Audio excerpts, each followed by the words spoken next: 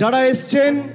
আপনারা সকলে জানেন যে এই যে আমাদের কর্মসূচি আমি বাংলার ডিজিটাল যোদ্ধা, অক্টোবর মাসে আমি যখন এই কর্মসূচির কথা ঘোষণা করেছিলাম তখন আমাদের মূল উদ্দেশ্য ছিল বাংলার বিভিন্ন প্রান্ত থেকে এমন কিছু সৈনিকদের সামনের সারিতে নিয়ে এসে বাংলার কৃষ্টি সংস্কৃতির প্রকৃতপক্ষে যারা ধারক বাহক এবং সৈনিক হিসেবে কাজ করবে এবং যেভাবে বাংলার বিরুদ্ধে কুৎসা, বিভ্রান্তিকর প্রচার, ভিডিও, তথ্য ভারতীয় জনতা পার্টি বাংলাকে হেয় করার জন্য, ছোট করার জন্য,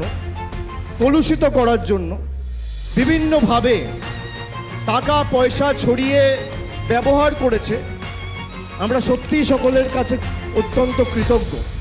তৃণমূল কংগ্রেসের বিজেপির মতো অর্থবল নেই, আমাদের কাছে বিজেপির মতো টাকা নেই, বিজেপির মতো এজেন্সি নেই, বিজেপির মতো নির্বাচন কমিশন নেই, বিজেপির মতো ইডি সিবিআই নেই, সংবাদ মাধ্যম সরকারের ইতিবাচক কাজ দেখায় না, বিচার ব্যবস্থার একাংশ আমাদের সাথে নেই, টাকা নেই, অর্থবল নেই, কেন্দ্রীয় এজেন্সি নেই, ইলেকশন কমিশন নেই, প্যারামিলিটারি ফোর্স নেই, কিন্তু আছে হাজার হাজার ডিজিটাল যোদ্ধা যারা মুখে রক্ত তুলে খেটে দলের জন্য প্রচার করে চলেছেন সারা দিন। আমাদের 1 ইঞ্চি জমি ছাড়া চলবে না,